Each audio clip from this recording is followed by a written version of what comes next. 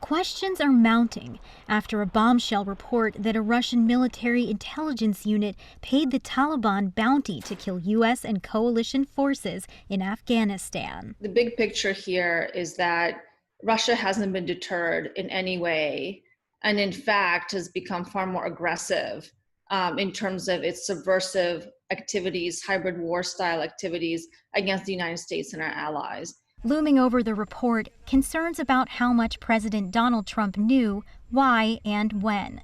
The New York Times reported that alerts on the ground started as early as January, with a high-level meeting convening at the White House in March. The president denied ever being briefed and likened the report to another possible Russia hoax.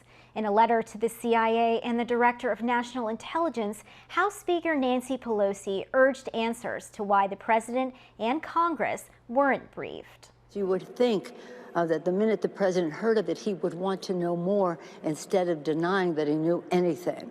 Former members of the intelligence community highlight the president's unusual stance toward Russia. We have a president who goes out of his way to say pro-Russian things, who wants Russia back in the G7 against the wishes of almost all of our allies. President Trump diminishes NATO at virtually every chance he gets. Trump's attitudes toward Russia are not those of pretty much the entire U.S. national security establishment, whether Democratic or Republican. In Moscow, the Kremlin spokesperson called the report nothing but lies. But the special unit said to have orchestrated the bounty program inside its military intelligence agency, known as the GRU, has been linked to other dangerous schemes.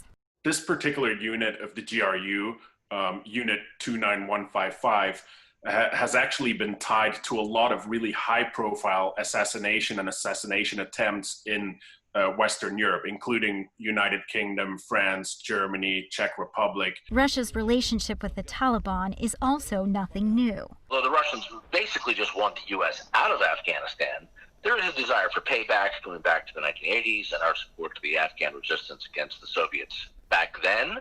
Ancient history, but not in Moscow. In years past, Russia has reportedly helped to arm the Taliban, but it remains unclear how many U.S. and coalition troops may have been targeted or harmed in the bounty program. If these reports are true, it could indicate that this was more part of an operation to destabilize Western efforts than it was about Afghanistan itself. The fact that the Russian government is sponsoring these activities, that they're letting them play out in the open like this, signals that Russia still sees the United States as its number one enemy, first and foremost.